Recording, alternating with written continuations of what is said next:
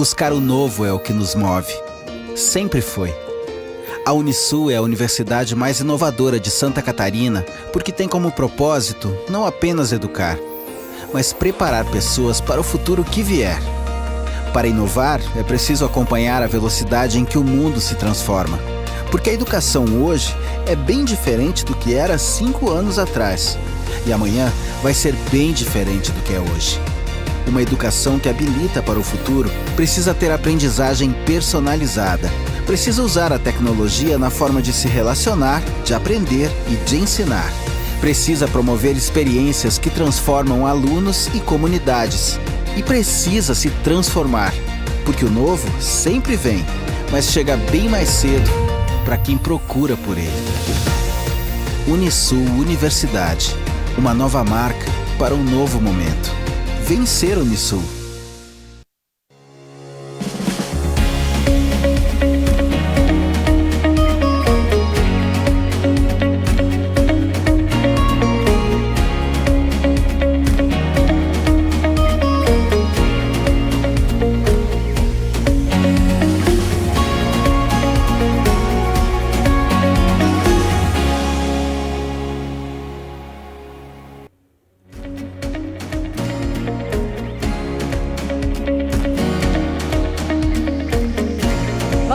Boa noite para você que nos dá o prazer da companhia a partir de agora. Gratidão por você estar conosco, conectados a essa live que é realizada pela Unisul em parceria com a NSC e que pretende somar muito à sua vida, eu até diria a sua forma de enxergar e levar a vida num momento que exige tanto de nós. Nessa próxima hora, o convite é para pensarmos juntos sobre o que mais temos vivido nos últimos tempos: mudanças.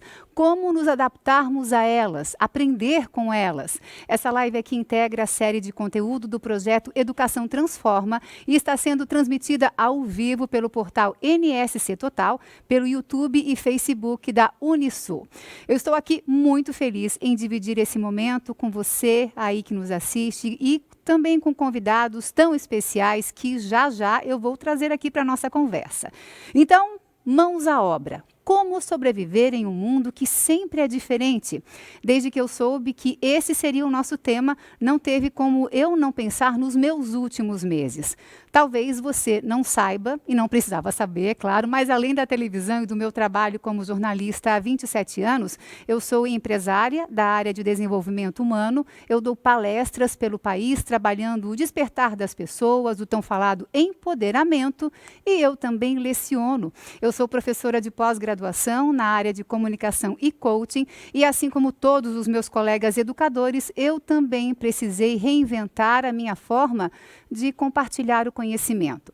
Vocês, claro, devem ter visto por aí muitos vídeos de professores, eu diria, se virando nos 30, sabendo que apenas uma pequena parcela tem a sorte e o privilégio de ter equipamentos, boa conexão de internet e familiaridade com esse universo. Vamos combinar? Muita gente fez milagre, talvez você que esteja aí do outro lado agora. Nós, educadores, tivemos que aprender numa velocidade, eu diria, inexplicável. E tudo para cumprir com a nossa missão, não deixar os nossos alunos na mão, isso tudo pelo amor e pelo compromisso que a gente tem com o que faz, né? Deixa eu contar para você que lá em casa, como não deve ter sido diferente aí na sua, eu tive que entender que eu tinha duas opções. Ou eu chorava ou eu vendia lenço. E foi na segunda opção que eu apostei, aceitando até o convite de aproveitar o momento para evoluir com ele. E para trazer ideias à Laine professora, eu precisei despertar todas as Laines em mim. Eu comecei a me atrever a fazer coisas que eu achava que eu não sabia ou que me disseram que eu não sabia. Aliás, eu fiz questão de registrar e trouxe aqui para você. Olha só.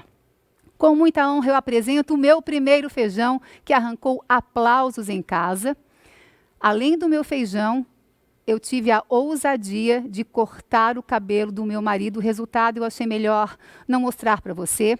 Eu pintei o meu cabelo sozinha, ou melhor, eu soube pedir ajuda do meu marido para isso nesse momento, porque antes eu achava que eu podia fazer tudo sozinha. E, por fim, durante essa pandemia, eu descobri que eu poderia parar de me dar desculpas e poderia fazer as minhas atividades físicas como há tempos eu me prometia e eu dizia que não tinha tempo. E assim, com coisas simples, eu fui, digamos, me empoderando, me sentindo capaz, responsável por mim, pelas minhas escolhas, e eu diria que a minha criatividade ficou até um pouco mais aguçada. Aí veio a reinvenção profissional. Na TV, eu sugeri à minha chefia e criei um quadro chamado Corona Alívio, convidando o telespectador a dar uma pausa em tantas notícias de morte e olhar o lado melhor de tudo que está nos acontecendo. Deu muito certo. Nós recebemos em poucos meses 58 mil vídeos de todo o estado. E para completar, além de professora, bem, eu enfrentei a preguiça que eu tinha com a tecnologia e eu passei a fazer aulas, eventos, palestras, sabe de onde? Daí, ó, do meu quarto. Foi a mudança do mundo me convidando a mudar. Foi quando eu me dei conta que o futuro da nossa vida, da própria educação, é resultado do que a gente está fazendo agora, do hoje, tentando dar conta das mudanças que esse mundo que não para nos convida a fazer. Então, como se adaptar a essa velocidade de transformação? Como se reinventar, oferecendo soluções novas para situações que acabam de surgir? Será que existe fórmula? Talvez não. Existem caminhos? Isso sim. E vamos conversar mais sobre isso a partir de agora, mas antes de chamar o meu primeiro convidado da noite, que vai falar sobre soluções inovadoras, principalmente para a área da educação, eu tenho a honra de passar aqui a palavra para o nosso reitor da Unisul, senhor Mauri Luiz Herth. Professor, que honra tê-lo aqui conosco. Eu estava lembrando há pouco nos bastidores que há pelo menos 20 anos eu fazia com vocês a primeira formatura da Unisul virtual e as pessoas se perguntavam, será que isso dá certo? Será que é eficaz? E hoje nós estamos mais no virtual do que nunca, né? Boa noite para o senhor. Boa noite, Lene Vargas. É uma alegria muito grande estar aqui com você. Como nós falamos há pouco, né? Você, na verdade, já faz parte da família Unisul há algum tempo, né?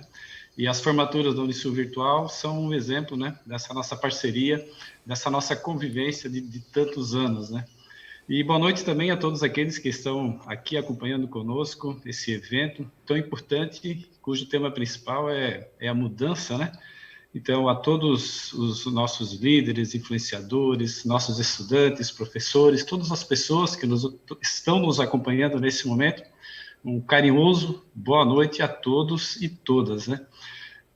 Pensando nesse momento especial que a gente vive, eu acho que depois desse tempo nunca ninguém mais vai duvidar da frase de um filósofo grego, né? Chamado Heráclito, né? Heráclito dizia que nós não nos banhamos duas vezes no mesmo rio, porque nem nós, nem o rio, né, serão os mesmos, né? E nesse momento especial em que a gente vive, momento especial que tem muitas coisas ruins, negativas, né, muito sofrimento, mas é também um período de nós talvez usarmos uma outra frase de um outro filósofo grego, né, chamado Sócrates, né, que dizia, conhece-te a ti mesmo.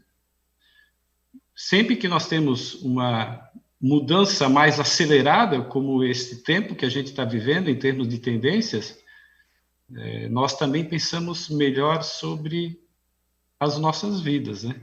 E a nossa vida, ela é permeada, né? Ela é integrada por muitos paradoxos, né? Por muitas tensões, né? Entre a saúde e a doença, entre o medo e a coragem, entre a insegurança e a segurança, entre a disciplina e a experimentação, entre presencial e digital, entre o relativo e absoluto, singular e universal, entre as possibilidades e a realidade, entre o pronto e o inacabado. E essas tensões, esses paradoxos, são coisas comuns na nossa vida. Nós sempre vivemos com elas e vamos conviver com elas. Mas é também o tempo de nós pensarmos e decidirmos algumas coisas da nossa vida para a gente reforçar, ou para a gente iniciar, ou para a gente prolongar aquelas coisas boas da nossa vida. Portanto, como eu digo aqui no Unisul, para os nossos professores, para os nossos estudantes, esse tempo é também um tempo de reencontro com a nossa vocação, com a nossa missão. Tudo isso que você relatou, Laine, você de fato fez um encontro com a sua vocação, com a sua história. Então, que tal, né, nós aproveitarmos esse tempo das mudanças, esse tempo do conhecimento, para nos conhecermos melhor e assim, né, também forjarmos, né, construirmos, né, protagonizarmos ações que nos levem a uma convivência mais sadia. Então, acho que nós devemos aproveitar esse tempo da convivência para pensarmos, repensarmos e protagonizarmos algumas ações nessa perspectiva. Então, Laine, obrigado por você estar aqui, obrigado por todos estarem aqui, desejo um excelente evento e que a gente possa refletir sobre a nossa vida, porque isso é fazer educação hoje. Então, um grande abraço e eu devolvo a bola para você. Obrigada, professora. Eu sei que agora o senhor vai se sentar junto com a família para assistir junto com todos eles o que vem pela frente. E todos nós aqui da produção temos certeza que vai somar muito a vida de cada pessoa que nos dá o prazer da companhia. Então, mais uma vez, muito boa noite. Obrigada pelo espaço. Vamos tocar a ficha por aqui, então, porque da grande Florianópolis, agora nós vamos até Belo Horizonte para bater um papo rápido com Rafael Ávila, que é diretor de inovação e tendências em educação do grupo Ânima, do qual a Unisul faz parte. Ele é doutor em Ciência da Informação pela UFMG e tem formação em Relações Internacionais pela PUC Minas. Professor, muito boa noite. Já me disseram que o seu nome por aí é mais conhecido como popular Rafão, é isso? Boa noite. Boa noite, Laine. Eu acho que esse é meu nome de guerra já como professor, né? Todo mundo me conhece como Rafão.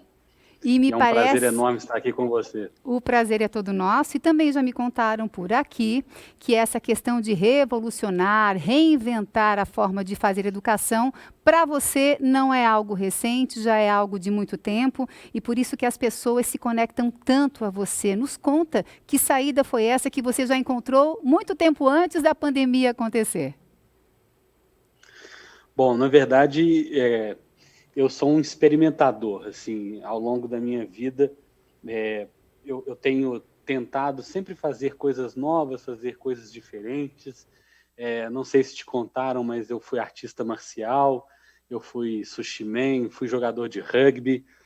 Hoje em dia eu sou professor de yoga e meditação, além de professor universitário. E todos esses grandes projetos que eu tive na minha vida que me ajudaram a desenvolver algumas habilidades e competências, talvez não muito triviais, eu também usava em sala de aula. Eu experimentei os meus primeiros 5, 6 anos de educação sendo um professor muito clássico, né? Fazendo aquilo que eu tinha aprendido de alguma forma dos modelos que eu tive. E eu me lembro que, quando eu fui fazer meu doutorado, eu tive que fazer alguns créditos, né, algumas aulas, e eu me sentia muito frustrado, assim, dentro da aula, em perceber que eu mudava, às vezes, de uma disciplina para outra, e os professores sempre com o mesmo modelo. E aí eu fui para a minha sala de aula e perguntei para os meus alunos, pessoal, a minha aula, né, como é que vocês veem minha aula? E eu recebi uma série de críticas. Olha, o assunto é muito legal, mas é pouco inovador, você está sempre falando, né? A gente não tem muito espaço. E aí eu acho que de escutar os meus alunos, eu tomei uma decisão de trazer, sempre que eu pudesse, alguma inovação no processo acadêmico-pedagógico. E eu venho fazendo isso ao longo do tempo. E foi quando o Grupo Ânima notou que eu tinha, de alguma forma, isso reverberava com os estudantes, e me convidaram a ensinar os colegas, né, a usar redes sociais para educação. Eu me lembro da primeira vez que eu dei uma prova via Twitter, a usar, né, as redes sociais, jogos digitais, analógicos, plataformas, e aí foi onde toda a história começou. E acho que já vai fazer 10 anos que eu estou nessa mudança que foi importante para mim, mas que de alguma forma impulsionou alguns colegas a se inspirar e também fazer as mudanças. Saber do senhor como é que é essa questão de o senhor, eu vou te chamar de você, me permita, né? Saber de claro. Ti, melhor, né? Saber de ti como é que é essa questão de passar essa mentalidade de inovação para professores que ainda têm medo da mudança. Todos nós, em algum momento, de alguma forma, temos medo da mudança, ela assusta. Como é que tem sido essa caminhada para você? Eu acho que, assim, como você muito bem frisou, todo mundo tem medo, né? Mas tem algumas pessoas que fazem com medo mesmo. Então, né, a gente calça a cara, né, como diz aqui, coloca o medo no bolso e vai. Eu acho que o professor Mauri, eu assisti outro dia uma fala dele, né, ele é muito importante porque ele diz que todos nós, professores, somos inovadores. Todos nós, na nossa essência, queremos mudar. Quando a gente percebe que o nosso aluno não está caminhando como a gente gostaria, a gente se reinventa. Agora, é muito difícil você se reinventar como professor, trazer novas tecnologias, novas metodologias, ou o que seja, se o ambiente não é propício. Então, talvez a grande vantagem que eu tive nesse momento da minha trajetória, e que eu acho que todos os colegas da Unisul têm, é que eles encontram espaços para inovar sem temer. Porque quando você erra, mas você implementa alguma coisa e erra, se esse erro é honesto, ou seja, se você busca acertar, porque de fato você quer que o seu aluno se transforme, isso é bem-vindo. Então eu me lembro quando a gente às vezes tentava implementar alguma coisa na instituição, e eu falava, gente, não adianta professor, não adianta a escola dizer para ele o que ele tem que fazer. Ele tem que escutar de um colega. Professor, gente, escuta, é o colega. Então a gente levou isso para a sala dos professores. E a gente começou a introduzir um curso de design thinking, um curso de gamificação, letramento digital. A gente começou a um professor ensinar o outro. E aí a gente criou um programa chamado Sala Mais, que é um programa de professor para professor. E aí isso foi talvez a grande mudança nos últimos 8, 9 anos dentro da Anima. Ou seja, nós ensinando os colegas e aprendendo com os colegas a inovar. E fomos perdendo o medo juntos. Isso que foi maravilhoso. E nesse sentido, como é que tem sido a aceitação dos alunos, sobretudo nesse momento de pandemia, em que a inovação nos convidou cada vez mais para entrar no pique dela, ou então a gente corria o risco de ficar literalmente para trás, né? Então, isso é muito interessante, porque os paradigmas, né, os paradigmas velhos e novos, eles vão conviver. E da mesma forma que os paradigmas eles convivem por um tempo, as pessoas também, a percepção que elas têm do processo educacional também convivem, alguns mais conservadores e outros mais progressistas. Eu me lembro que há 7 anos atrás, quando a gente criou a nossa plataforma de ensino híbrido para o desenvolvimento de habilidades socioemocionais, as pessoas olhavam para a gente e falavam assim, gente, isso é um absurdo. Primeiro papel da universidade, o que é a universidade ensinando habilidades socioemocionais? O que é esse ensino híbrido? Uma parte o aluno faz uma plataforma gamificada, uma parte ele faz, né, no presencial. Isso foi super questionado. Hoje em dia, se você olha para qualquer instituição de ensino superior, eles estão falando de plataformas, estão falando de híbrido, estão falando de habilidades socioemocionais. E para os alunos a mesma coisa. Tem alunos que eu já ouvi dizer assim, olha, eu estou me formando na mesma escola que meu pai e meu avô se formaram e eu quero a mesma educação. E eu falo, pois bem, a gente entende a sua perspectiva, mas o seu é outro tempo, né? É outro espírito do tempo. Zeitgeist, né? O professor Clóvis vai poder falar disso. Como é que eu vou ensinar para você uma coisa que foi pertinente para o seu avô? Então, mesmo entre os estudantes, às vezes, a gente enfrenta um pouquinho de resistência, mas isso é do processo inovativo. E a gente tem que ter resiliência e, mais uma vez, é o olhar de que nós estamos fazendo aquilo que é correto, aquilo que vai fazer bem para eles, né? Então, a gente vai dialogando, vai construindo e vai rompendo essas barreiras até entrar numa fluidez normal no processo de educação. E pegando uma carona nisso, Rafão, eu vi que alunos seus comentaram no YouTube que na pandemia você ajudou muito eles porque teve o start, né, de olhar para a saúde mental dos seus alunos, com aulas de meditação, com aulas de yoga. Isso, de fato, poderia vir para o nosso currículo normal. Se a pandemia está trazendo lições para a vida inteira, você acha que isso veio para ficar também, o cuidado com a saúde mental dos nossos alunos? Eu costumo dizer para as pessoas que assim, a universidade foi durante muito tempo um lugar do desenvolvimento das hard skills, né, das habilidades duras, né, do conhecimento técnico, do cognitivo. Num determinado momento dessa passagem do século XX para o século XXI, a gente começou a olhar mais para as habilidades mais sutis, mais suaves, chamadas soft skills. E eu tenho trabalhado nos últimos 3 anos tentando trazer o que eu chamo de habilidades mais sutis. Eu acho que o que aconteceu na pandemia foi que, para além do conteúdo e dessas habilidades que a gente vem desenvolvendo, eu quis oferecer aos estudantes, e não só aos estudantes, aos professores e à comunidade de forma geral, alguns momentos de reflexão sobre a nossa espiritualidade, a nossa conexão com o todo, ao mesmo tempo ensinar técnicas de respiração para diminuir a ansiedade, diminuir o estresse, porque a única certeza que a gente tem no mundo, né, uma frase famosa, é a mudança. A única coisa certa é a mudança.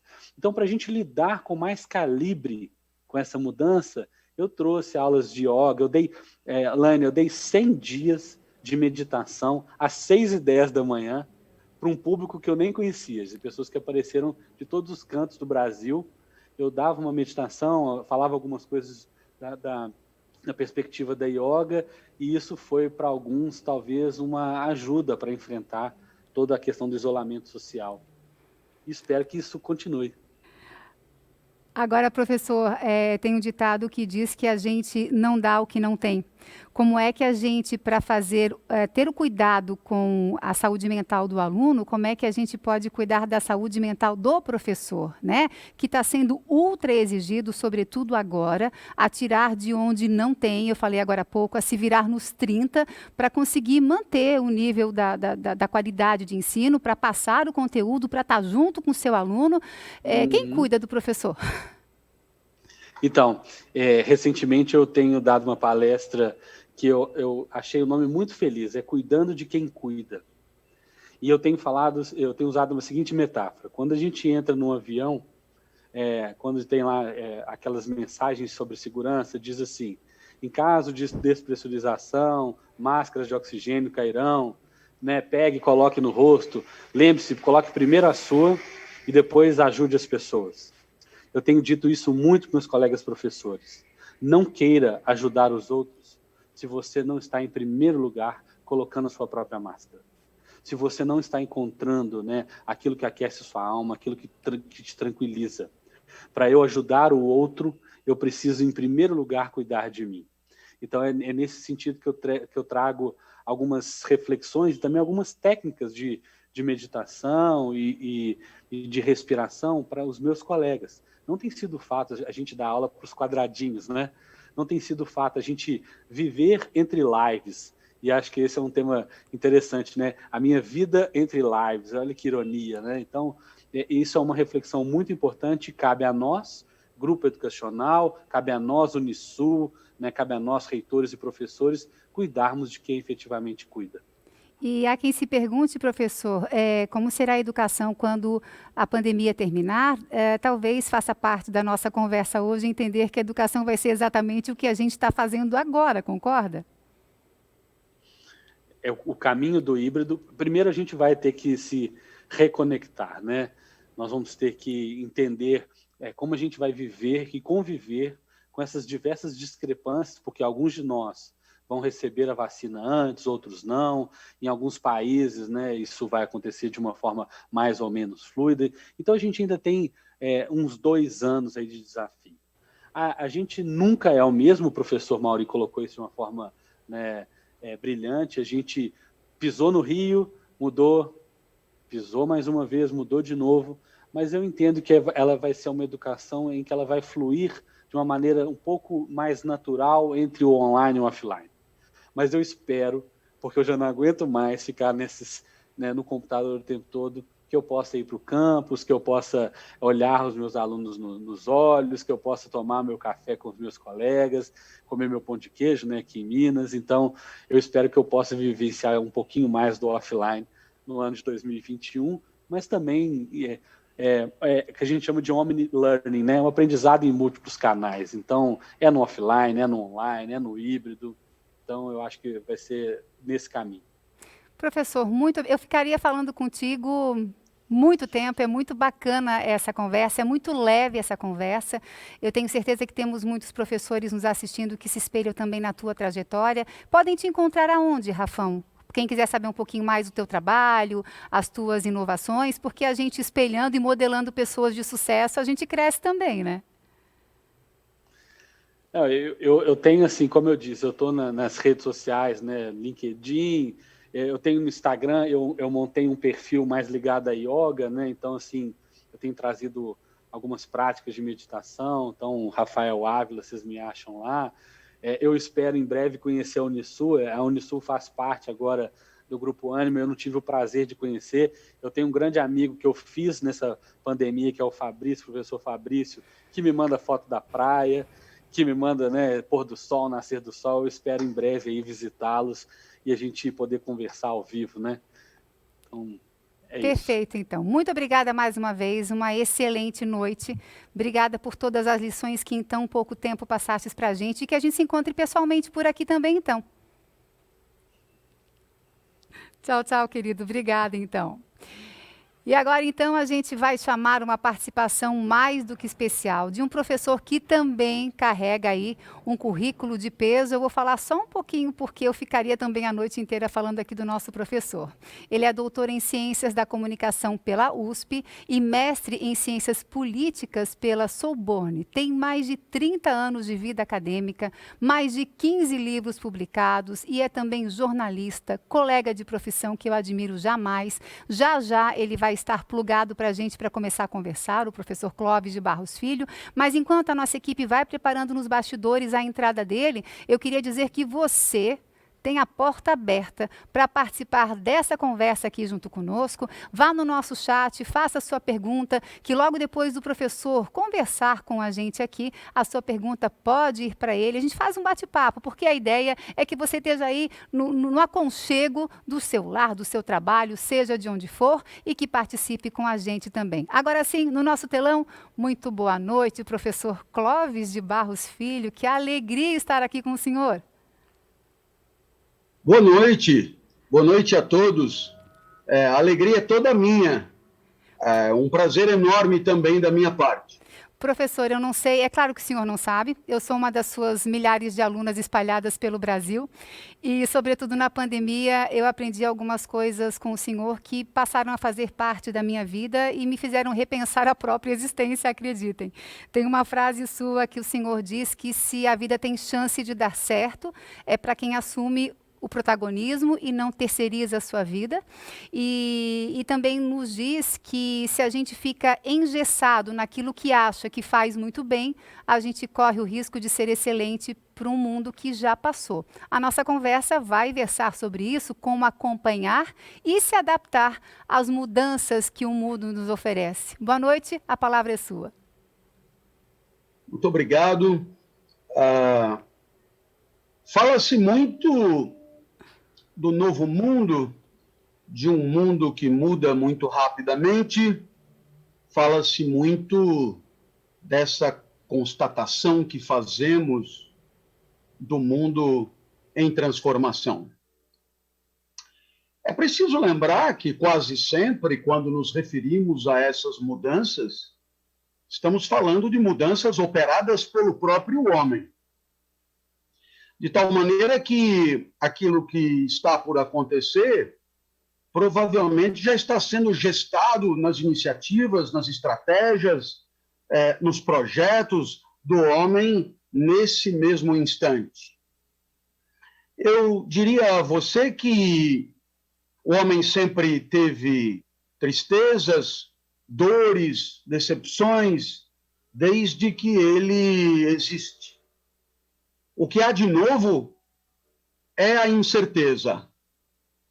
Eu digo os níveis de incerteza que nos atingem. Paradoxalmente, o homem nunca esteve tão bem informado, mas nunca também esteve tão incerto em relação ao futuro. E é exatamente esse futuro, projetado pela mente do hoje, do agora, onde a vida está, onde tudo está, É esse futuro que nunca foi tão turvo, tão pouco preciso, tão nebuloso, tão inapreensível. Não se trata, na verdade, não se trata do amanhã, mas de como concebemos o amanhã.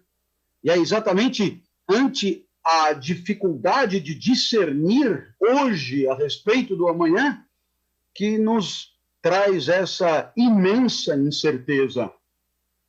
Eu me lembro do meu pai, e ele dizia que o que houver aprendido na escola lhe garantira 40 anos de vida profissional sem sobressaltos.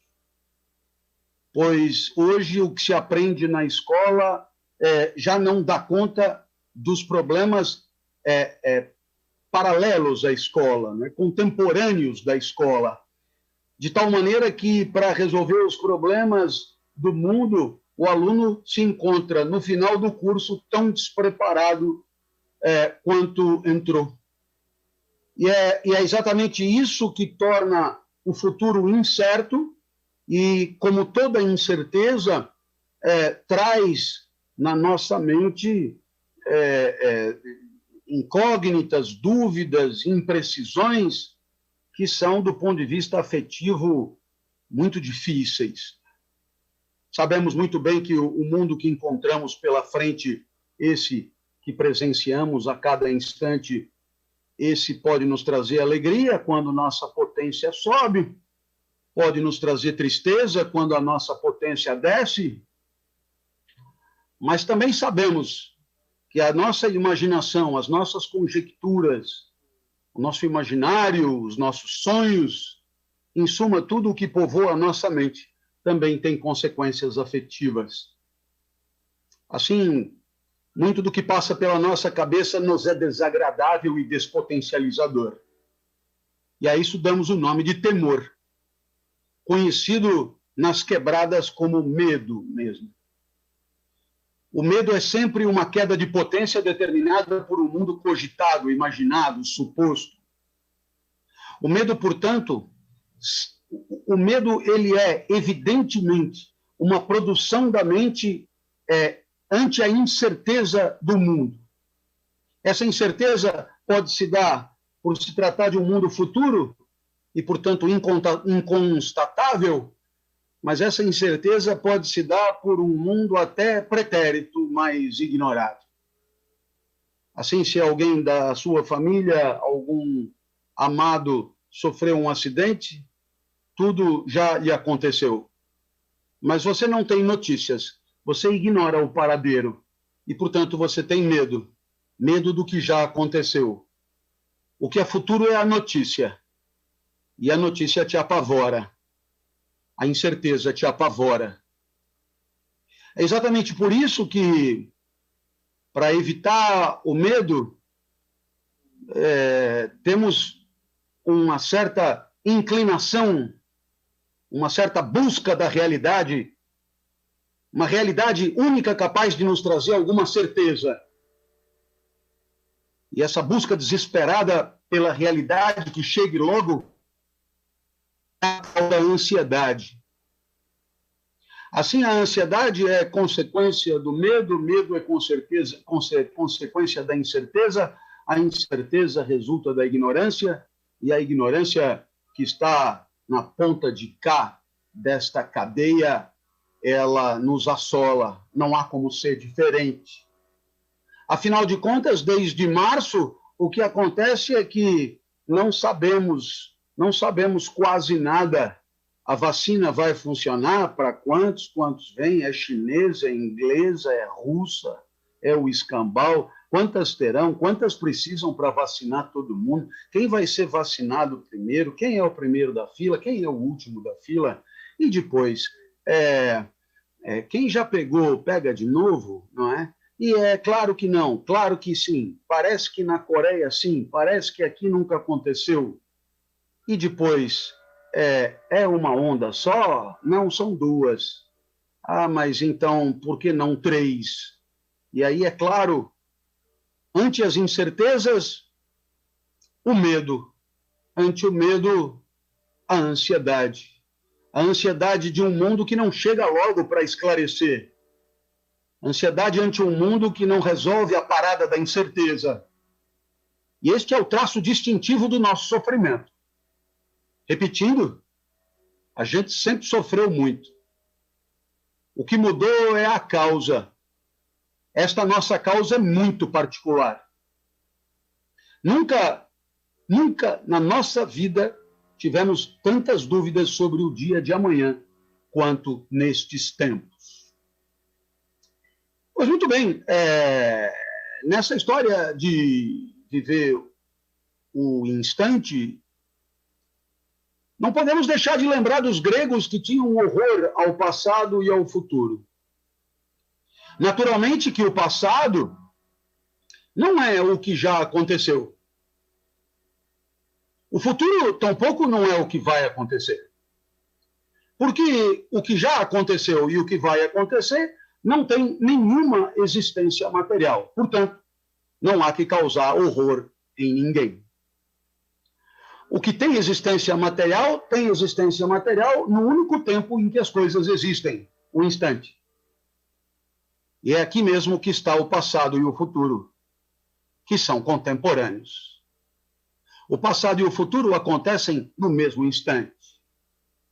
O passado é a lembrança do que já aconteceu, é a memória, é um tempo da alma, não é um tempo do mundo. É um tempo da duração e não do tic-tac dos relógios.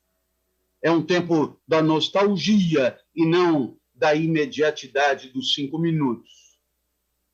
O passado é, assim, uma reconstrução. A graça dele é que ele é operado e produzido no presente. É daqui mesmo que lembramos do que aconteceu. Não resgatamos o corpo e a alma do passado para lembrar dele. Lembramos do passado com o corpo e a alma do presente. Isto significa com o repertório do presente, na situação presentemente vivida, com o corpo do presente, com os afetos do presente. Portanto, é perfeitamente normal que o passado seja uma reconstrução muito singular, muito particular do mundo vivido. Da mesma maneira, o futuro é projetado aqui mesmo.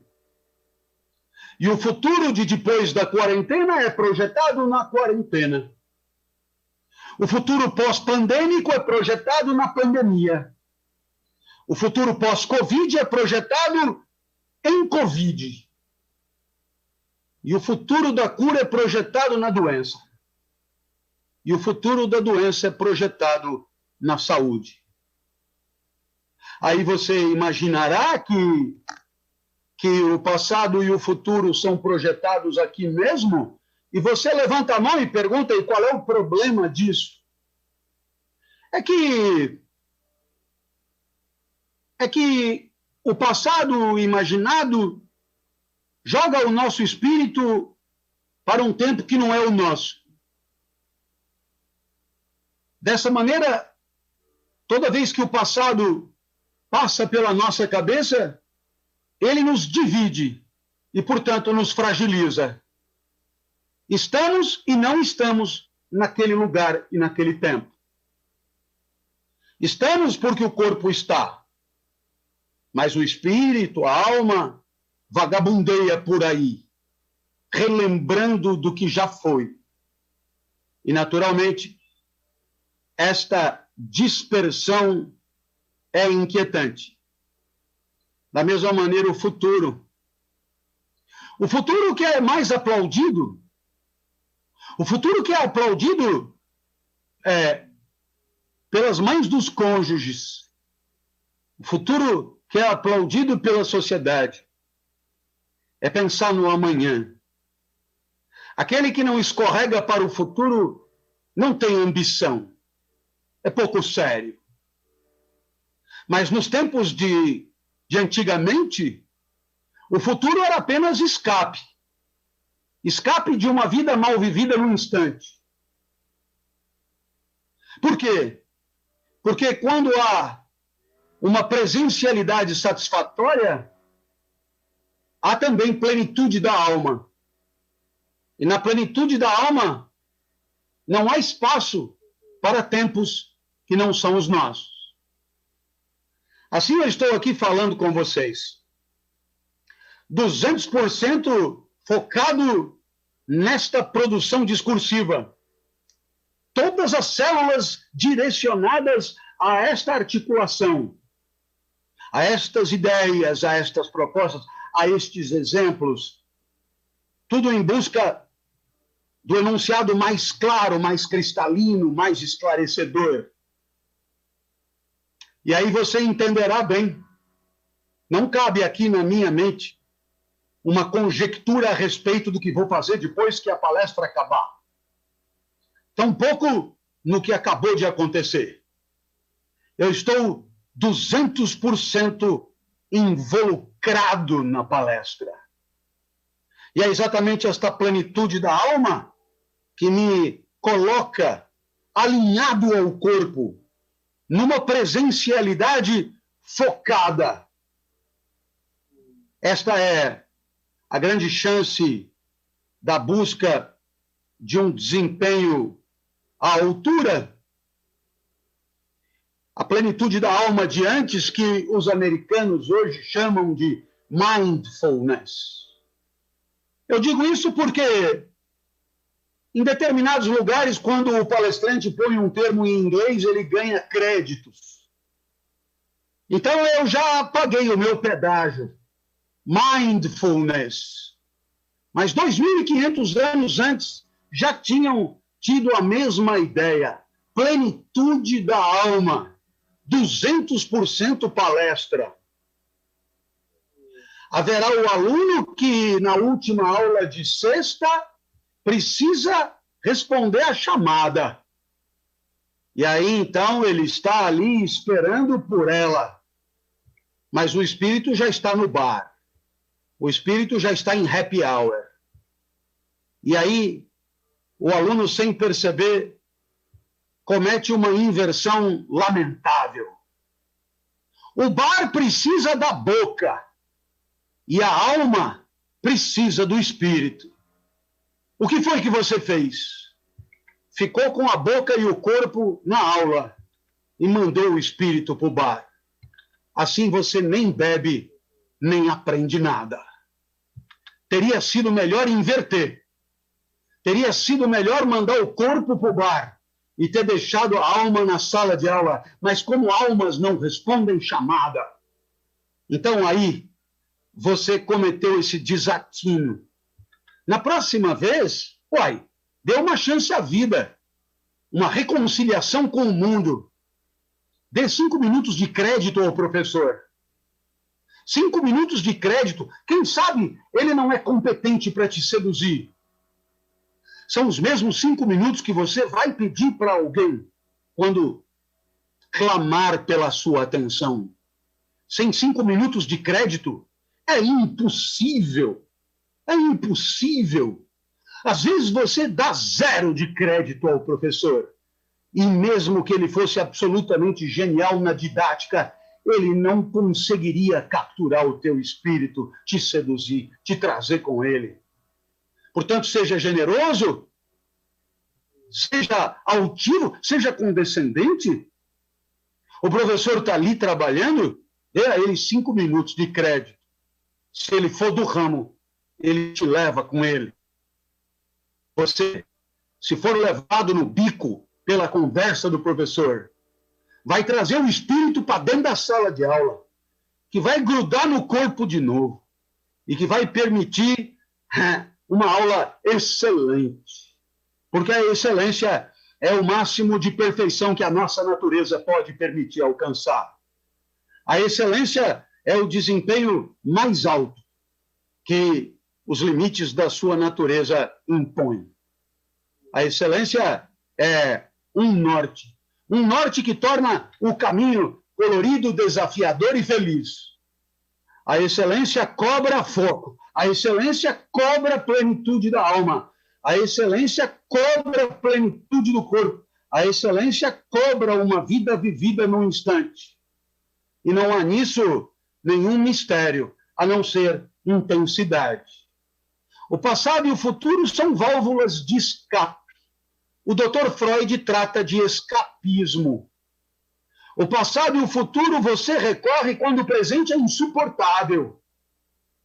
Eu me lembro, certa feita, fui convidado por uma colega do Instituto de Química para uma aula extra no sábado. O professor era português, de química orgânica, falaria sobre um novo tipo de butano. E eu fui pela colega, muito mais do que pelo butano. O professor começou a falar, e química orgânica nunca foi o meu forte. Nunca, nada foi muito o meu forte. Mas química orgânica, meu Deus! E assim, a cada frase do professor, eu me distanciava, porque o meu repertório pedia socorro. Não havia um gancho de contato, nenhuma possibilidade de aproximação. E o português implacável seguia na química orgânica como se fossem todos especialistas. Sim, eram todos especialistas, menos eu. Então, dali, eu me evadi. Deixei o corpo assistindo à aula e fui embora, oscilando entre passados e futuros, o mais longe que pude, para tentar tirar daquele português 100% da minha atenção. Porque o escapismo é assim mesmo, ele é proporcional ao enfado. Quanto maior o tédio, maior a vontade de estar longe. Aqui eu me lembro de Montaigne. Sábado eu propunha uma aula sobre o 8º ensaio. E Montaigne diz ali, coisa que sempre imaginei.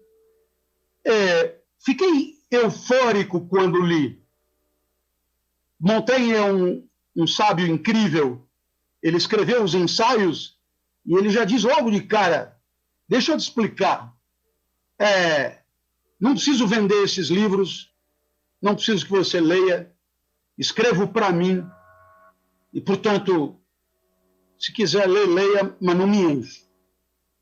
Então, os ensaios, eles são um produto do que vem à mente. Agora, quando estamos lidando com um gênio, o produto do que vem à mente costuma ser genial. E no 8º ensaio, Montaigne diz o seguinte, férias não é ruim. Beira-mar, tal, ondinha, coisinha, ovo cozido, etc., bermuda, esteira, areia, etc. Nada disso ele disse. Estamos em 1500 e pouco. Mas foi o que ele quis dizer. Ele diz, eu estou de acordo com tudo. A única coisa que eu não estou de acordo com quem imagina e sonha com as férias é ficar sentado num lugar e deixar o espírito vagabundear por onde ele quiser. E Montaigne diz assim, toda vez que eu deixo o espírito vagabundeando por onde ele quer, ele volta com um rato morto na boca. Ele volta com coisas que eu não queria relembrar. Ele volta com perspectivas que eu não queria ter. Ele volta com experiências que eu jamais cogitei para mim. Não é bom deixá-lo solto. E ele compara o espírito solto a uma erva daninha num terreno baldio, a um cavalo selvagem no mesmo terreno baldio, desgovernado, descontrolado e, portanto, passível de trazer desgraças.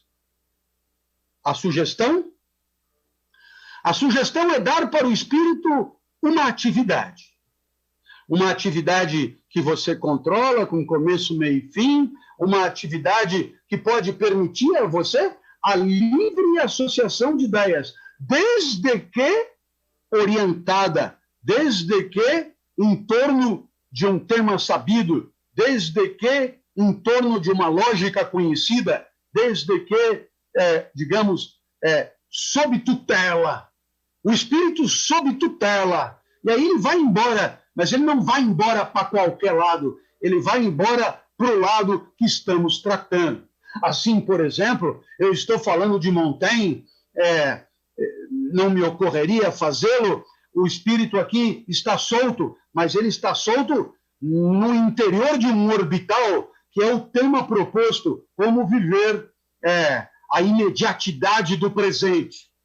E aí, então, a sugestão de Montaigne, que eu assino embaixo, dê descanso, dê mimos, dê o que quiser ao teu corpo e à tua alma, mas não deixe o espírito livre completamente, porque ele costuma, na desgovernança, aplicar surpresas desagradáveis. Ora, meus amigos, Montaigne, em 1500, o que sugeria é que quando você fosse ler, que você lesse. Em outras palavras, quantos de nós já não lemos páginas inteiras sem ter a menor noção do que estávamos lendo?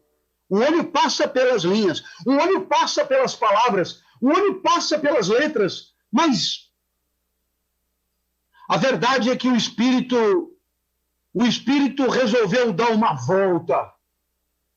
Então ele debocha das mãos que seguram o livro, das mãos que seguram o Kindle e do olho que se esforça para capturar as letras. Na hora de ler, não basta segurar o livro e passear com os olhos pelas linhas. É preciso trazer o espírito junto. E nem sempre acontece.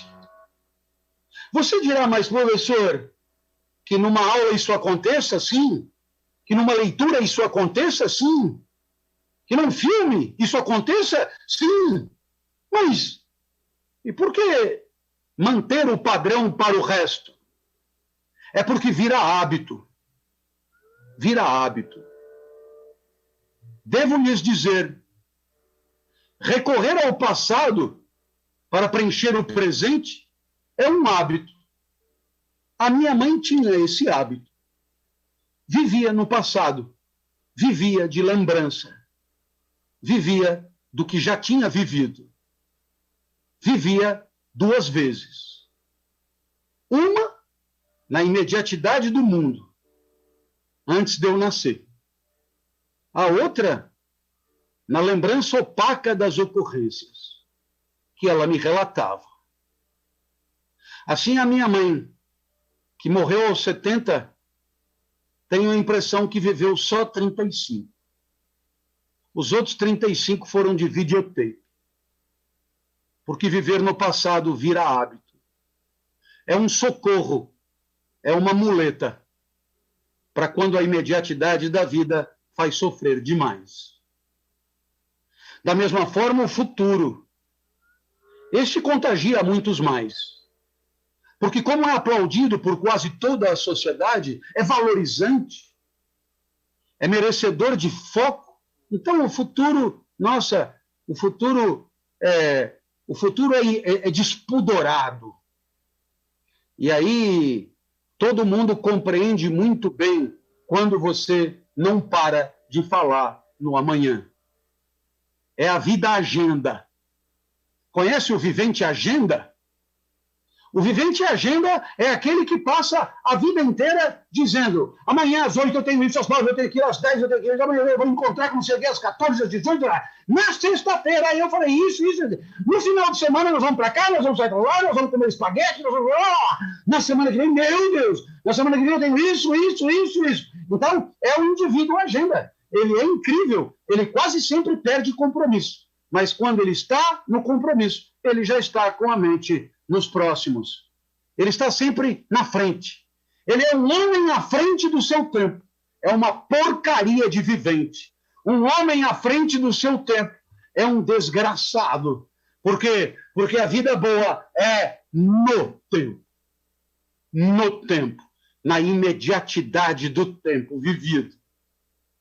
Aí você dirá, mas se eu não pensar no futuro, eu não vou poder me preparar. Mas que tipo de preparação é essa? Que você está o tempo inteiro pensando no que vai acontecer e desalinhado com o que está acontecendo? Se é aqui mesmo o momento da preparação, pois nada mais justificável do que dar ao momento toda a sua importância. Infelizmente, muitos dos nossos educadores contribuem para esse desalinhamento. Eu me lembro da professora do primeiro ano fundamental. Tia Maria das Graças. Passou o primeiro ano inteiro falando do segundo ano. E disse que o grande barato do primeiro ano era passar para o segundo ano. Ela disse que a escola é uma escada. E que nós só descobriríamos o seu valor quando chegássemos no último degrau da escada. Você imagina 12 anos esperando chegar. E aí eu te digo, se fosse verdade o que disse a tia, ainda seria mais ou menos. Mas depois dos 12 anos entramos na faculdade. E depois de uma semana de prazer, gozo, alegria e felicidade, começaram a chegar os tristes professores, vendilhões da vida, comerciantes do tempo presente, que começaram a chamar atenção para o mercado de trabalho, para o futuro, para o que estava por vir, para o que terão que se preparar. E aí, mais 5 anos, já são 17. E tudo levava a crer que no início do mercado de trabalho, afinal eram 17 anos de preparação, haveria gozo, alegria, prazer e felicidade. Mas aí, o RH, recurso humano, nos apresenta um plano de carreira. Plano de carreira. E aí você continua subindo escadas. Aparentemente, você só será mesmo feliz quando for CEO. Mas quando você for CEO, sabe o que vai acontecer? Alguém vai insinuar para você que você não é o CEO da primeira empresa no mercado. E que, portanto, tem um CEO avantajado que você. E se você for atrás, a civilização terá vencido de novo. Porque a civilização funciona como um toureiro que acena o lenço vermelho, garantindo ao touro o prazer da captura do lenço. Mas na hora que o touro vai alcançar com seus chifres o lenço, o toureiro dribla e apresenta ao touro uma nova meta, um novo lenço distante, uma nova meta. E de meta em meta, você chegou no fim da sua trajetória. Nesse momento você chama de novos desafios. É como no mundo das empresas eles dizem o pé na bunda, novos desafios. E aí, você comprou uma chacrinha com um lago no meio. Eu sugiro que você pesque. Porque já são 65 anos esperando. É melhor pescar. Mas depois de 3 ou 4 dias de pescaria, vem o enfado, que é sempre triste, despotencializador. E quando você já estiver nas últimas com a família chorando em volta, é possível que alguém diga que o melhor ainda está por vir. Civilização 7, você 1. Talvez tivesse faltado alguém na sua trajetória para sugerir que a felicidade é um atributo da vida e a vida está aonde você está. A felicidade é um atributo da vida vivida. E que o passado e o futuro são sintomas de vidas frouxas, esgarçadas, insuficientes e mal vividas. Talvez tivesse faltado a você alguém para dizer, ei! E é o que eu sempre dizia aos meus alunos, você já chegou no paraíso, porque a universidade é muito melhor do que o mercado de trabalho, mas é muito melhor, não é pouco melhor, é muito melhor, muito melhor. Então, aqui é o melhor, aqui já é o topo. Até porque, lamento, mas se você entregar na mão da etimologia, né, a palavra escola, né? Espaço de aprendizado, diálogo e felicidade, né?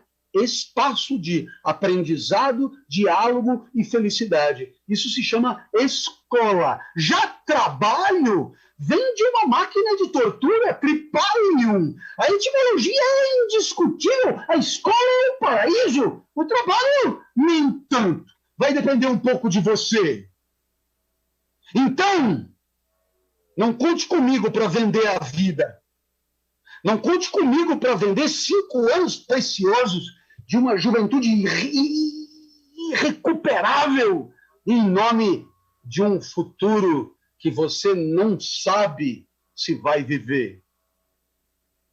E eu te garanto, porque você deve estar pensando, se eu for na tua, eu vou sair da faculdade despreparado. Ah, é tonto mesmo. Se você for na minha, você vai sair da faculdade muito mais preparado, porque você terá vivido cada instante na sua inteireza, na sua integralidade. Você terá aproveitado cada aula como se fosse a última. Você terá respeitado o teu professor que quis te ensinar. Você terá aprendido com os teus colegas. Você terá degustado a biblioteca que é a tua. Você terá exaurido todos os recursos da tua escola. Você terá vivido cada instante de tal maneira que quando chegar mesmo a hora de trabalhar, nossa, você terá adquirido o hábito de viver intensamente a vida vivida e, além de saber muita coisa, você estará preparado para viver o trabalho também no trabalho. Porque quem viveu a universidade pensando no trabalho, é bem possível que já esteja no trabalho pensando na aposentadoria. E você sabe, não são poucos a pensar na aposentadoria. Assim, meus amigos, eu lhes digo de peito aberto, haverá um momento que você possa me perguntar qual é a garantia.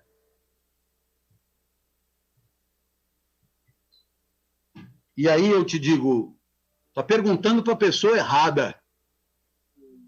Quem tem que te dar garantias é quem te propõe trocar a vida de hoje pela de amanhã. É esse que tem que te dar garantias.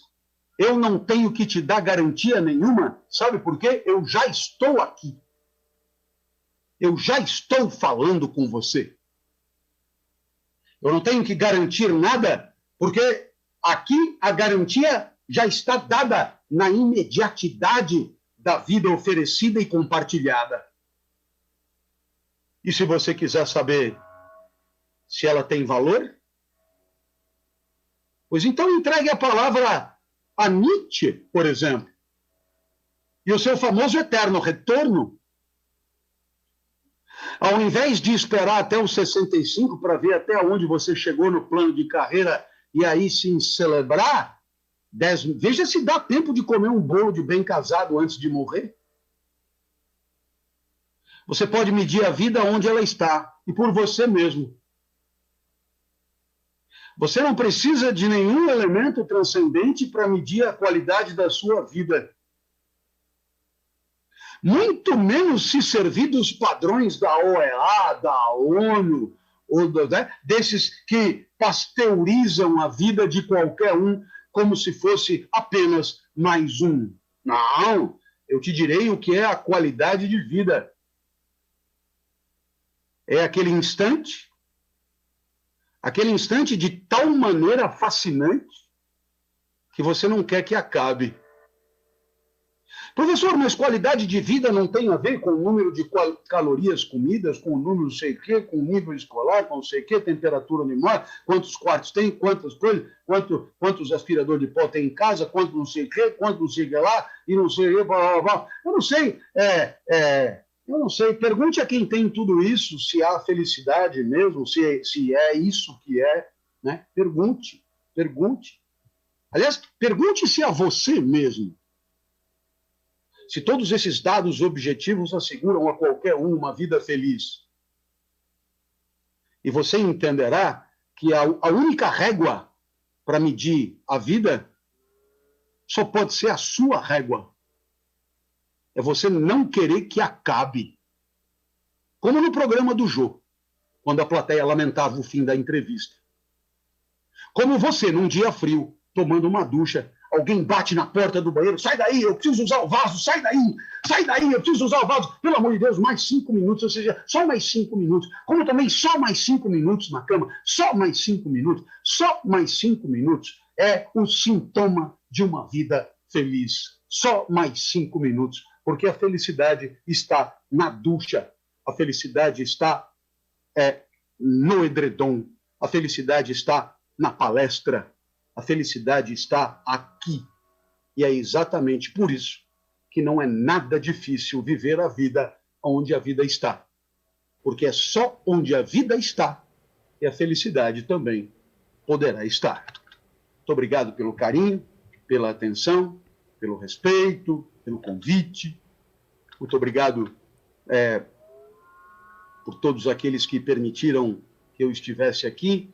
Eu queria muito agradecer a parceria do Rafael nessa mesa, dizer que é absolutamente honroso para mim ter um colega de trabalho com quem dividir preocupações, colega de profissão mesmo, e queria agradecer muito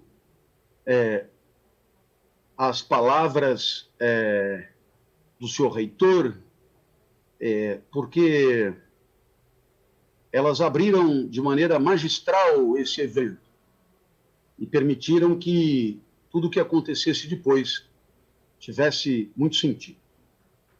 Então, muito obrigado a todos e eu estou à disposição. Será que o senhor nos dá, então, mais 5 minutos? Mais 10? Mais 15? Porque a gente está adorando estar aqui contigo. Você vai acabar a água da caixa desse jeito. Não tem problema, eu vou viver um momento, não é isso que eu acabei de aprender? Professor, tem muita gente aqui, além de mim, adorando. Deixa eu ler um pouquinho os comentários que estão chegando, pelo menos alguns. Eu tenho aqui o André Gesser nos dizendo que não me canso de assistir às aulas e palestras do professor Clóvis. Obrigada, então, por esse conteúdo incrível, oportunidade ímpar de reflexão. Obrigada também, André. O Léo Mesari diz que a vida é exatamente isso, o agora. É possível relativizar o tempo apenas no presente, pois o passado e o futuro não existem. Deixar para amanhã jaz no passado, nem que mesmo existiu. É um paradoxo. E só mais um comentário, a Dilza Mondardo dizendo para a gente, ansiedade é consequência de incerteza, o medo nos invade, sempre sofremos muito, mas dessa vez mudou a causa. Professor, acompanhando muito dos seus conteúdos aí, já não é de hoje, eu vejo que o senhor nos fala dessa nossa competência de viver a alegria, aquela de Spinoza, de 1630, mesmo em tempos tão desafiadores. Para quem nos assiste agora e está se perguntando, mas como que eu posso viver um momento que está tão difícil para mim, o que o senhor sugere? Bem, bom, primeiro, muito obrigado pelas suas palavras, sempre muito amáveis, né? Muito generosas. Sabe, o que eu sugiro é que cada um de nós consiga trazer o mundo efetivamente encontrado para a nossa consciência de uma maneira, eu diria, mais zelosa, mais cuidadosa, mais preocupada com os detalhes, mais carinhosa. Assim, eu sugeriria que esperássemos menos do mundo que está por vir, que lamentássemos menos o mundo que já se foi mas que conseguíssemos amar um pouco mais as coisas como elas são. Alguém dirá que o mundo tal como ele se apresenta hoje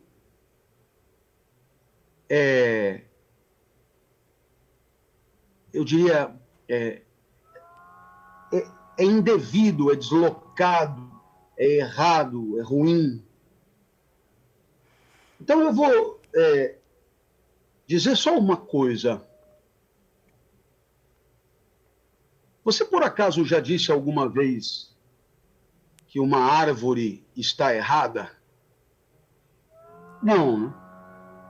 Uma árvore apenas é. O erro nada tem a ver com uma árvore. O erro, na verdade, nada tem a ver com as coisas do mundo. O erro é um atributo do pensamento. O erro é um atributo do juízo sobre o mundo. Portanto, o erro é um problema seu. Então, se houver uma inconformidade entre você e o mundo, você tem duas soluções. Ou você passa a amar aquilo que você não está amando, ou você se mune de recursos para transformar o mundo e torná-lo amável por você. Nossa. Pois muito bem. Eu espero que você tenha percebido. Ainda é mais fácil mudar você do que mudar o mundo inteiro. Portanto, a sabedoria está não em tolerar as coisas como elas são, não em aceitar as coisas como elas são, não em se adaptar às coisas como elas são.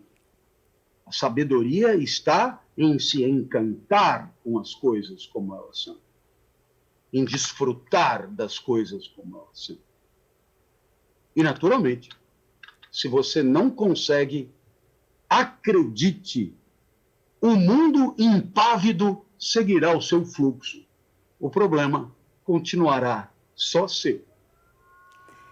Professor, e será que esse encantamento consigo tem a ver com outra passagem sua, que eu gosto muito, quando o senhor disse que encontrou a sua praia lá aos 13 anos de idade?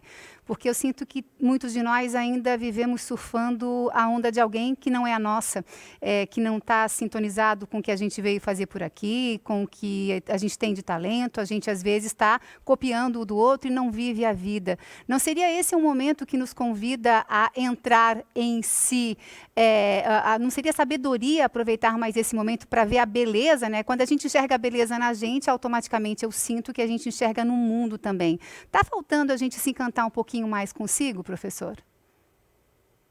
Nossa, mas você é uma entrevistadora especial. Eu queria te parabenizar pela sua competência, porque você realmente se prepara para entrevistar as pessoas. E isso é muito raro. Feliz da empresa que tem você como profissional de comunicação. É exatamente o que eu penso. Eu assino embaixo o que diziam os antigos. Cada um de nós, na nossa natureza, tem um tesouro muito especial. Alguma coisa de muito valioso. E você pode chamar o que você quiser, como quiser, né? Então, é claro que João Carlos Martins, ele tem alguma coisa com a música. E eu penso muito que é a música dentro de si. Assim como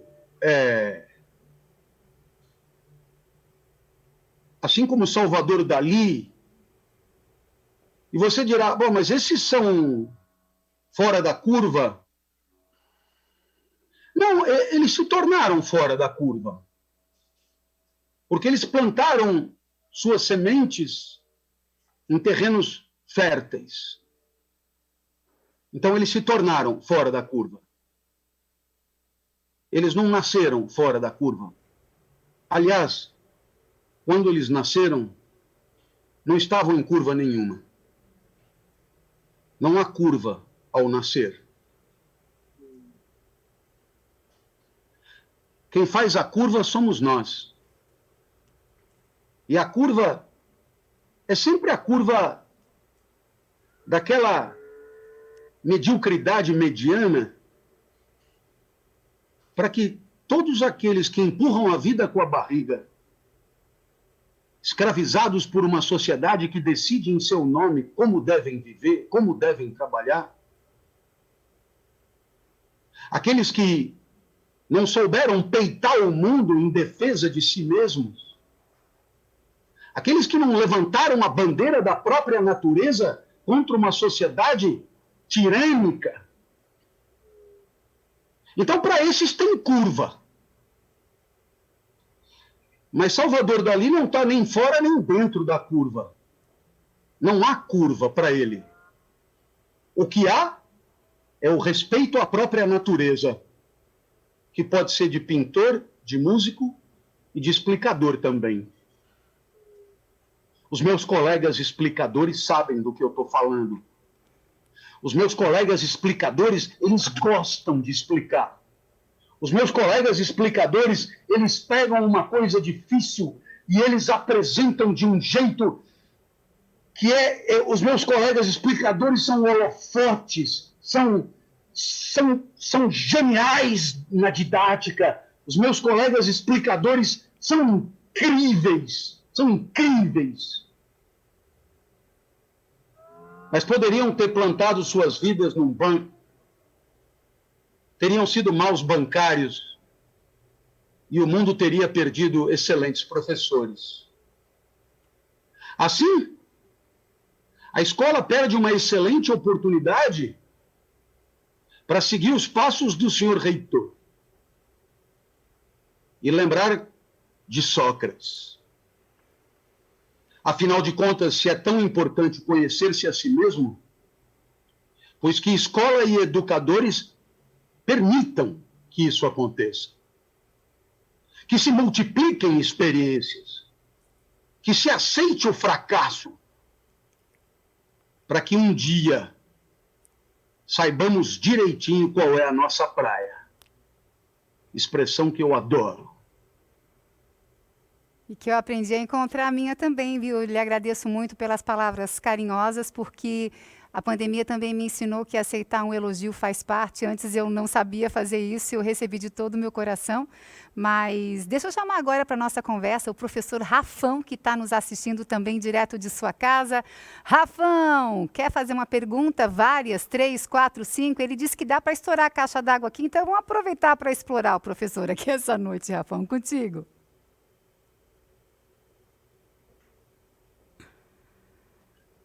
Rafão, acho que está frisado, né? Deu. Me ouves, Rafão? Ao vivo é assim mesmo, a gente sabe que, como já estamos acostumados com lives, com sinal de internet e tudo mais. Rafão, contigo agora, amigão. Então, estamos aqui, né, mais uma vez, encantado, né, pelas palavras do professor Clóvis. Espero que vocês estejam me ouvindo. Eu fico fascinado porque, de alguma medida, eu ia fazer um comentário sobre a chuva, né?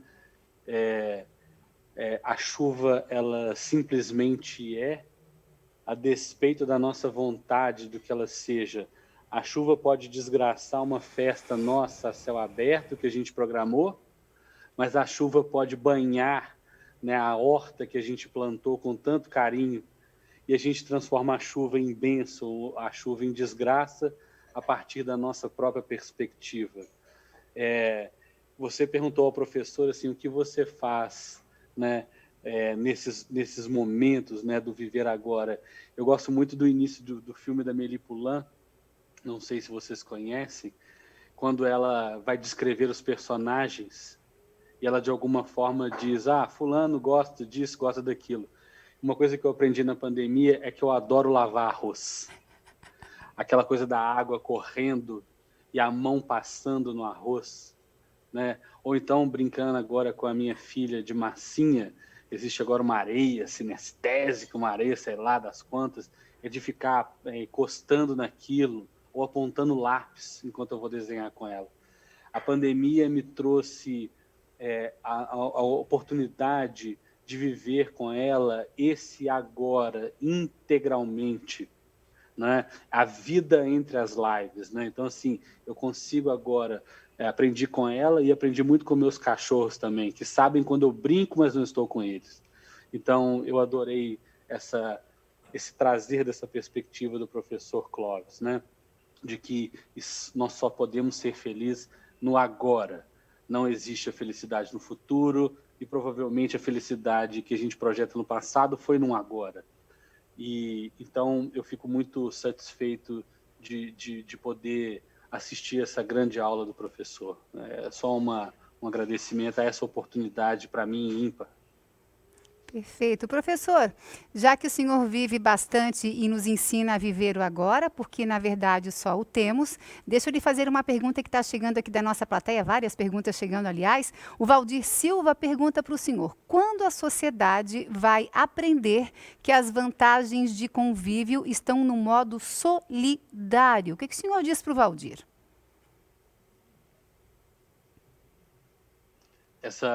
Desculpa, essa pergunta foi para mim? Eu vou botar para os dois. Vamos começar contigo, Rafão, depois eu peço ao professor Clóvis também que responda. Então, eu jamais ousaria de dizer que eu tenho a fórmula para a felicidade, jamais ousaria trazer com tanta propriedade igual o professor Clóvis traz, mas na yoga a gente costuma ancorar esse nosso gozo pelo viver em três perspectivas, né, em 3 pilares. Naquelas práticas de autoaprimoramento, aquilo que eu trago para mim, aquilo que efetivamente eu me dedico todo dia, que pode ser tocar melhor um violão, que pode ser lavar melhor o arroz, que pode ser efetivamente essa caminhada para dentro que muitas vezes a yoga propicia a alguns de nós praticantes. Então, essas práticas de autoaprimoramento, elas são uma dimensão muito importante da ancoragem, desse gozo que a gente tem pela vida. A terceira, vou pular para a terceira, tá? Não é um erro, a viver em comunidade. Nós somos uma comunidade de professores. E toda vez que um professor grita que está se sentindo sozinho, eu gosto de lembrar, somos uma comunidade, conversemos uns com os outros, nos apoiemos, né? Vamos discutir, vamos falar sobre os nossos temores e também sobre as nossas glórias, né? Mas tem um segundo elemento que a gente trabalha na yoga, que é a dimensão do que eu posso fazer pelo outro, né?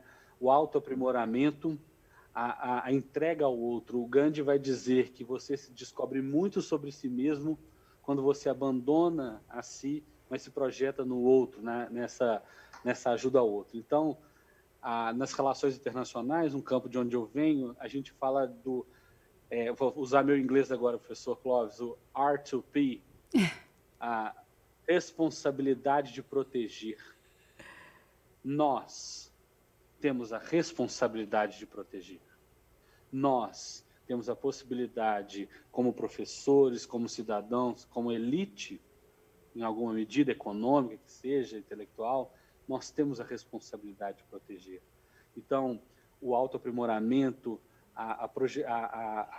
colocar a comunidade como um elemento que nos une e projetar a nossa capacidade, né, de efetivamente ajudar o outro, acho que são 3 elementos muito próprios para a gente lidar com e viver plenamente, lidar com esses desafios que a gente tem encarado. Aliás, o professor Clóvis, em outra fala sua, que eu gosto muito também, ele fala do quanto é maravilhoso a gente sentir de coração, o quanto é bom a gente servir. E diz a neurociência que a gente se sentindo útil, o emocional da gente dá uma elevada, como o senhor gosta de falar, em potência, né, professor? Mas já que nós não damos o que não temos, como é que eu consigo ser solidário se nem comigo eu sou?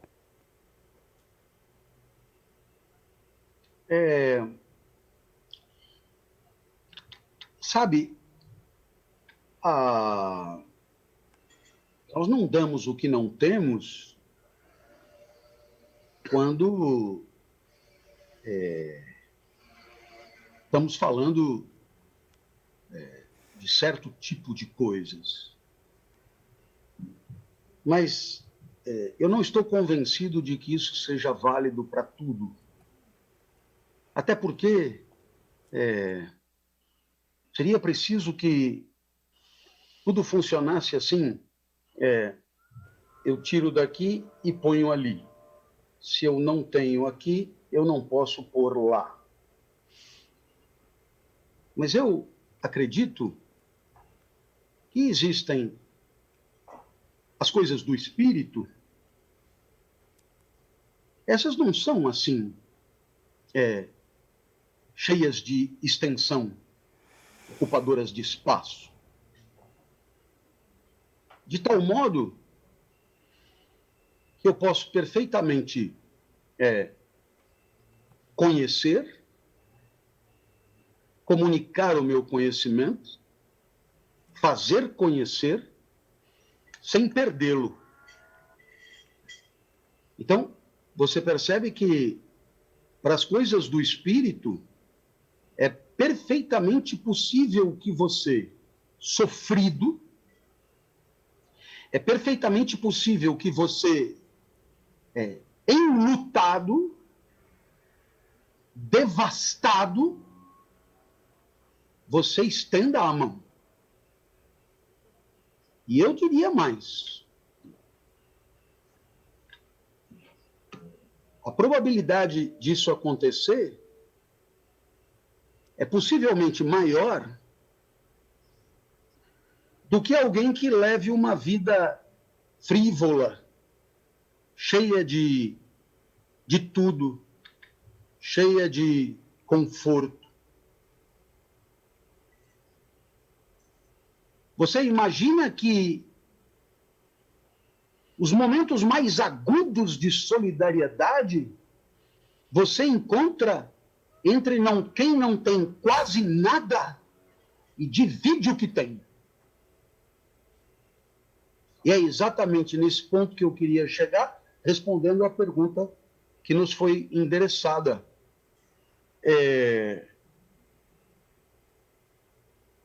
Eu acho que não devemos confundir solidariedade com generosidade.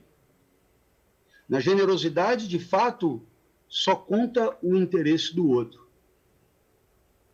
Quando você dá, você perde. Na solidariedade, o que você tem é uma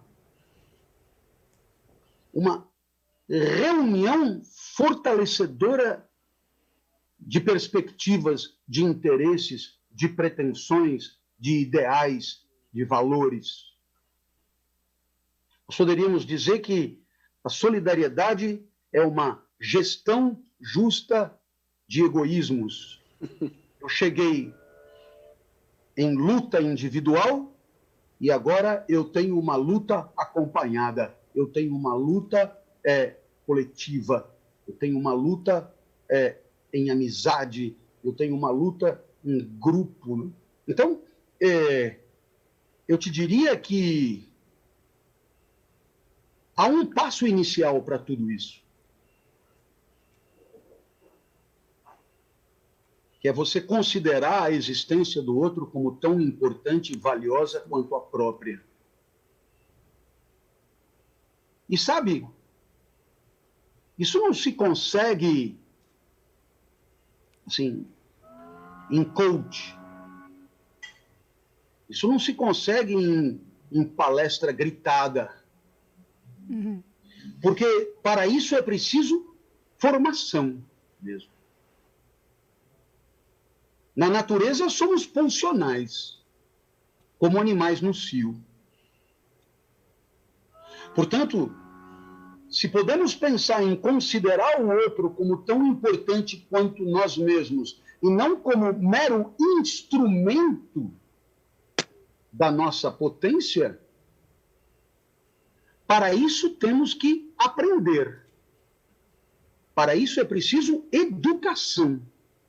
Porque a educação não é só camaradagem.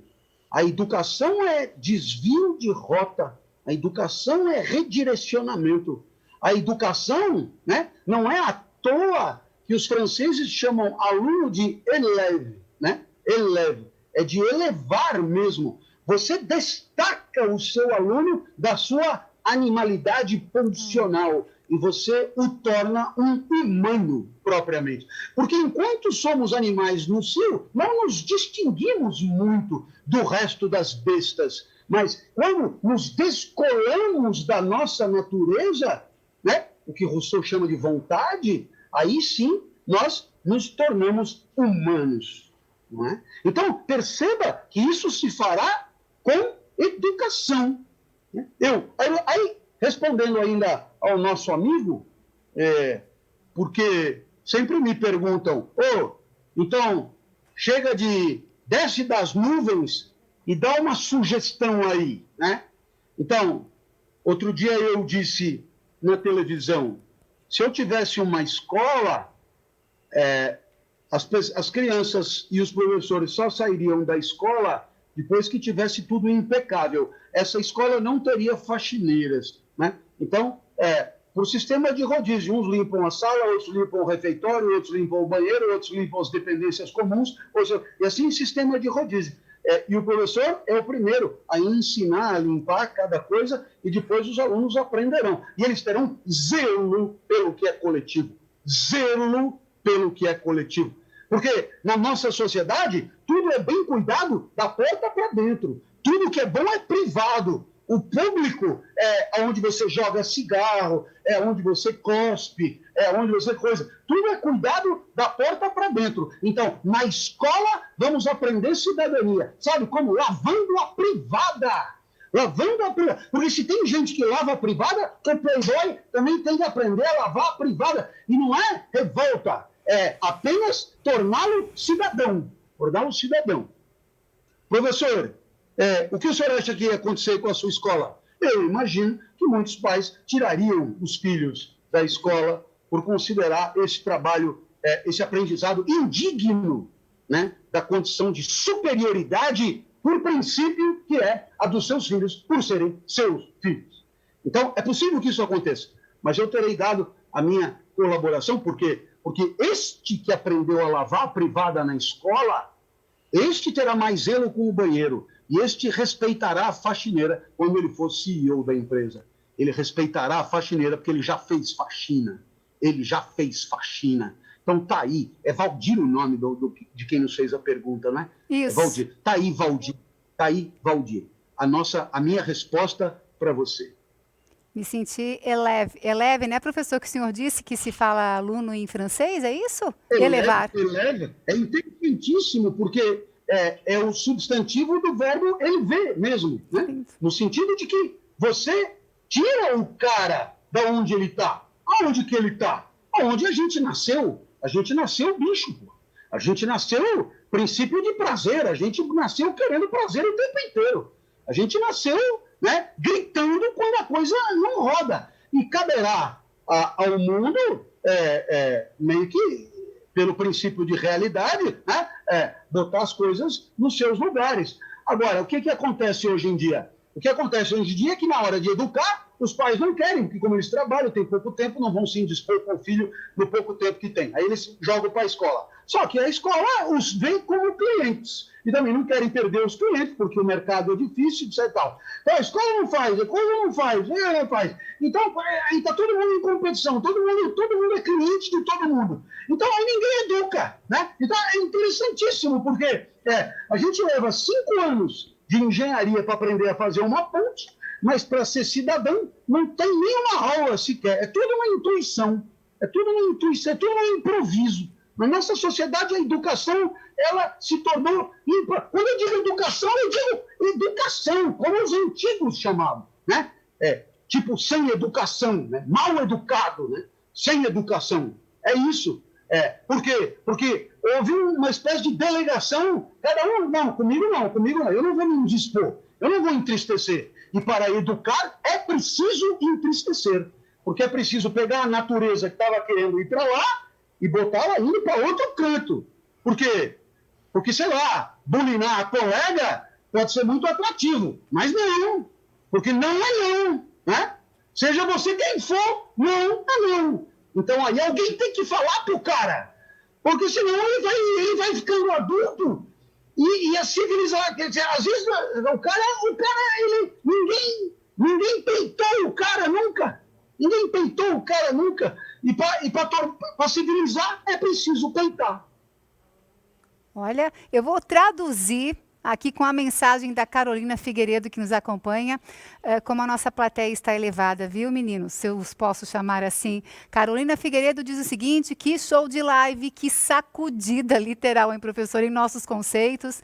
A Eovanete Baldim Cruz nos diz o seguinte: todos temos que nos atualizar. Que bom que o professor Rafão, né, que falou mais para a gente lá no começo, teve a mente aberta para isso, e isso já faz 10 anos. A TT Silva está dizendo o seguinte: que maravilha, obrigada pela oportunidade, por esse momento de aprendizado.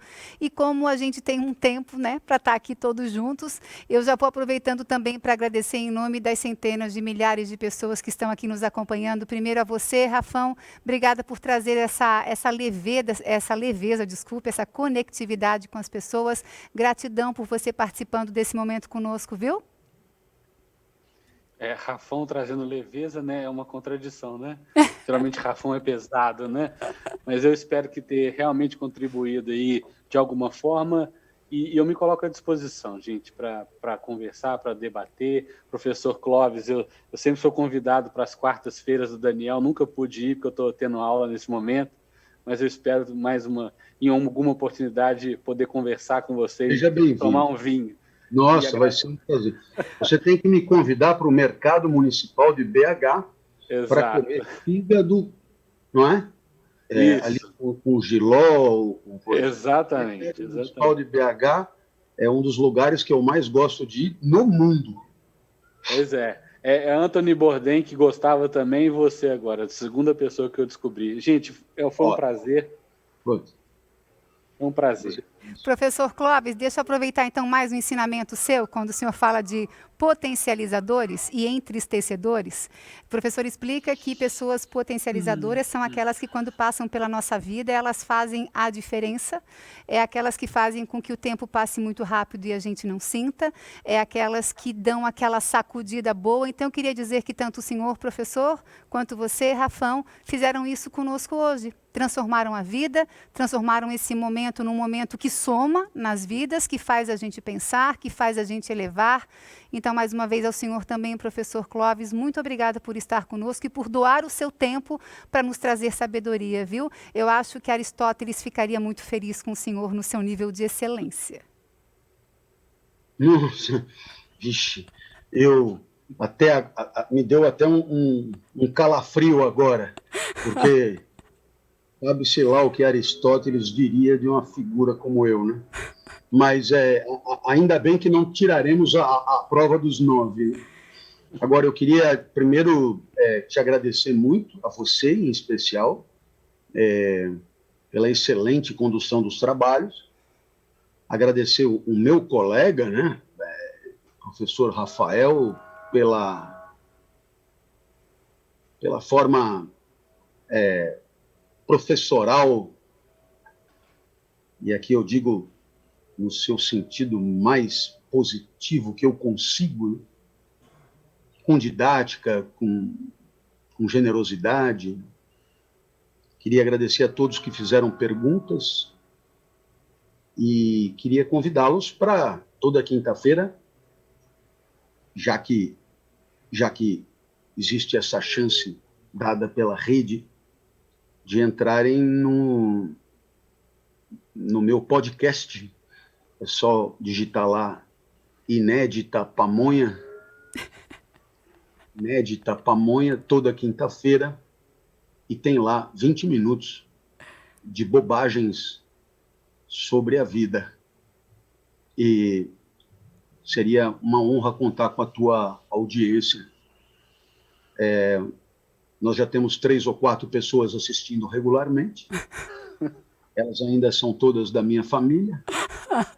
Mas, insistindo assim, é possível que eu consiga devagar aumentar. Muito obrigado pelo carinho, gente, e eu também me coloco sempre à disposição e sempre aberto, não é, para aprender, porque o grande barato dessas coisas é chegar com o copo vazio, né? E quem chega com o copo cheio é como levar arroz doce em festa, né? Quem chega com o copo cheio de informação e de arrogância, acaba não tendo espaço para aprender nada. Agora, chegando assim com o copo vazio, é bem bacana, porque você vai aprendendo, como eu aprendi hoje, as coisas da yoga, pela qual eu tenho muita curiosidade e zero de conhecimento. Então, foi um convite que o Rafão fez para que alguém como eu vá ler mais a respeito, se interessar e, com isso, procurar se conhecer melhor e se tornar alguém melhor. Então, o convite está feito. Não vai esquecer do Inédita Pamonha. Vai ser uma alegria tê-los lá. Valeu. E só para complementar, deu vontade de ficar mais 5 minutinhos, viu, professor Clóvis, viu, Rafão? Muito obrigada a vocês. Deus abençoe, que a gente se encontre muitas e muitas e muitas vezes, sejam por quais via forem. Boa noite a vocês, muito obrigada, viu? Tchau, tchau. E claro, né, muito obrigada mais uma vez a você que nos deu o prazer da companhia por essa 1h20, 1h30. A gente nem sentiu o tempo passar. É tão bom a gente parar para aprender, vir com um copo vazio para encher e que a gente possa ter muitos encontros bacanas assim, que somem na sua vida, na nossa vida. Gratidão pela sua companhia, pelo seu tempo conosco e até a próxima. Beijo grande, excelente noite. E não esqueça, a vida não é ali, é agora. Tchau, tchau.